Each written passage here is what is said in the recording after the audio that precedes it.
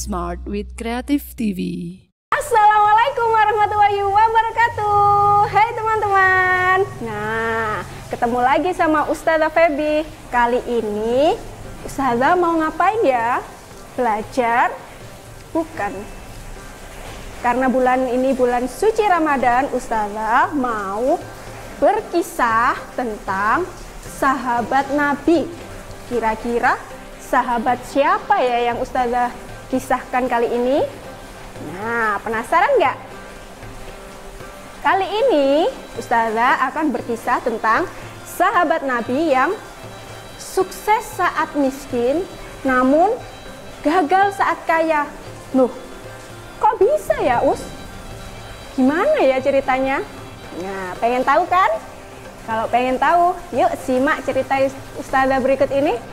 Nah, ceritanya pada zaman Rasulullah masih hidup, ada seorang sahabat yang namanya Sa'labah. Nah, kalian tahu nggak sahabat yang bernama Sa'labah ini? Siapa ya kira-kira? Nah, sahabat ini, Sa'labah ini adalah orangnya yang sangat miskin. Tapi dia sangat rajin beribadah, taat sholat berjamaah bersama Rasulullah di masjid, tidak pernah terlewat. Nah, pada suatu hari ketika selesai sholat berjamaah di masjid, Rasulullah melihat Sa'labah tergesa-gesa keluar masjid. Nah, lalu Rasulullah bertanya kepada Sa'labah, "Hei Sa'labah, kenapa engkau tergesa-gesa pulang?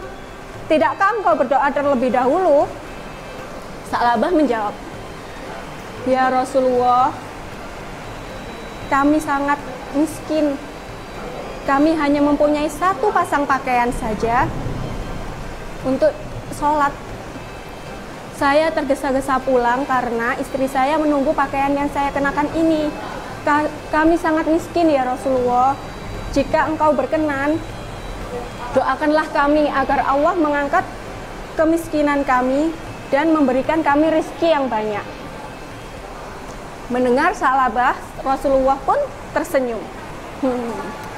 "Wahai Sa'labah, hartamu yang sedikit, tapi kamu bisa mensyukurinya, itu lebih baik daripada kamu bergelimang harta, tapi kamu menjadi manusia yang kufur."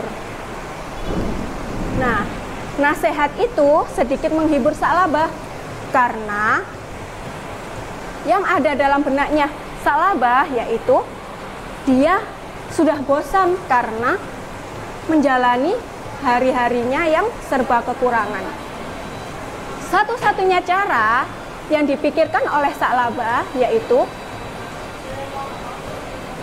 dia ingin memohon kepada Rasulullah agar berdoa kepada Allah agar dia diberikan rezeki yang banyak oleh Allah sehingga menjadi kaya raya. Keesokan harinya Sa'labah menghampiri Rasulullah lagi dan memohon kepada Rasulullah untuk didoakan agar dia menjadi kaya raya.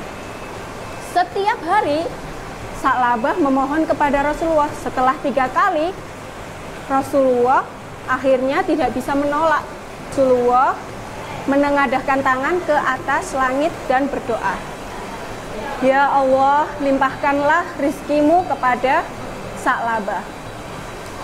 Setelah mendoakan Sa'labah, Rasulullah memberikan kambing kepada Sa'labah dan berkata, "Peliharalah ini baik-baik." Sa'labah pun menerima kambing dan pulang dengan hati yang berbunga-bunga. Sa'labah pun berkata, "Dengan modal kambing betina yang diberikan Rasulullah serta doa Rasulullah, aku yakin aku akan menjadi seorang yang kaya raya." Demi hari, bulan demi bulan, kambing yang dipelihara oleh Sa'labah semakin banyak, bertambah banyak, sehingga kota Madinah menjadi penuh sesak karena domba-domba ini. Nah, karena kesibukannya mengurus domba-domba yang banyak ini, Sa'labah menjadi lupa untuk beribadah kepada Allah. Yang dulunya ketika miskin, Sa'labah ini sangat rajin sholat berjamaah di masjid bersama Rasulullah. Ketika sudah kaya, sudah sibuk mengurus domba-dombanya ini, Sa'labah tidak pernah sholat berjamaah di masjid. Bahkan sholat Jumat pun ia tinggalkan. Nah, pada suatu hari Rasulullah pun bertanya kepada sahabat-sahabat, "Wahai sahabat, sudah lama aku tidak pernah melihat Sa'labah di masjid. Apakah kalian tahu di mana dia dan bagaimana keadaannya sekarang?" Sahabat pun menjawab, "Ya Rasulullah, Sa'labah kini sudah menjadi seorang yang kaya raya."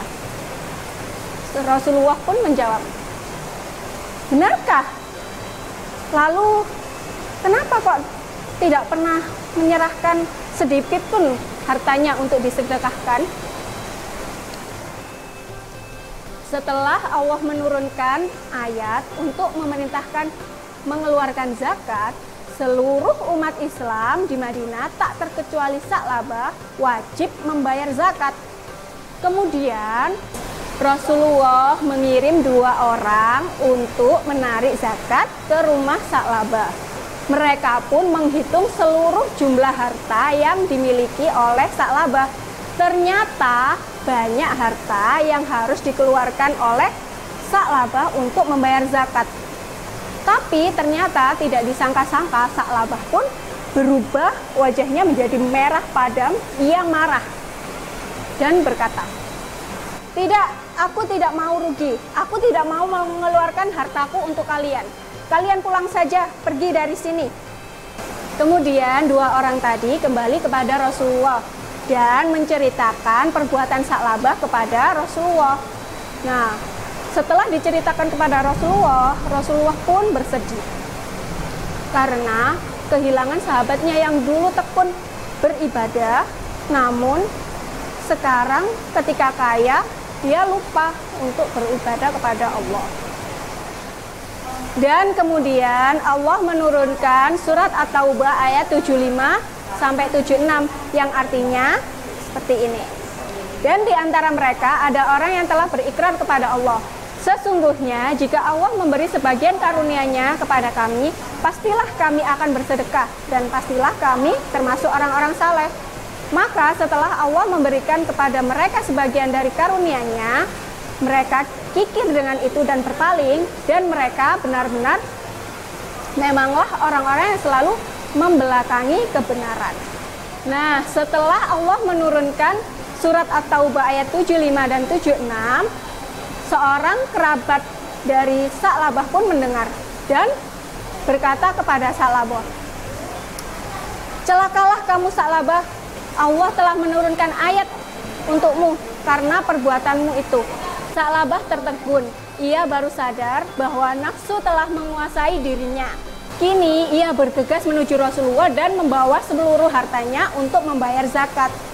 Tetapi Rasulullah tidak dapat berkata apapun kecuali sepatah kata, "Aku tidak akan menerima zakatmu karena Allah telah melarangku."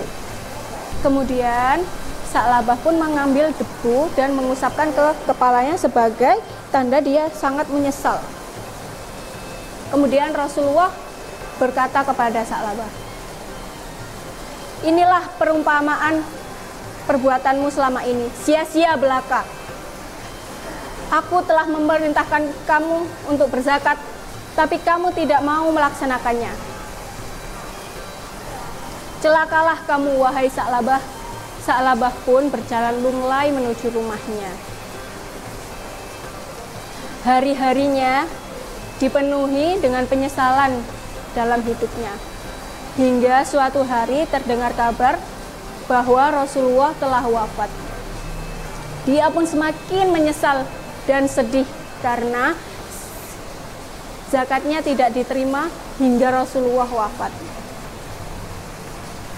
Setelah Rasulullah wafat, masa kepemimpinan digantikan oleh Khulafaur Rasyidin. Khalifah yang pertama yaitu Khalifah Abu Bakar. Pada masa Khalifah Abu Bakar, Sa'labah pun menyerahkan zakatnya kepada Khalifah Abu Bakar. Namun Khalifah Abu Bakar tidak mau menerimanya karena Rasulullah dulu tidak mau menerimanya. Kemudian pada zaman Khalifah Umar bin Khattab, Sa'labah pun membayarkan lagi zakatnya. Sama dengan sebelumnya, Khalifah Umar pun tidak mau menerimanya.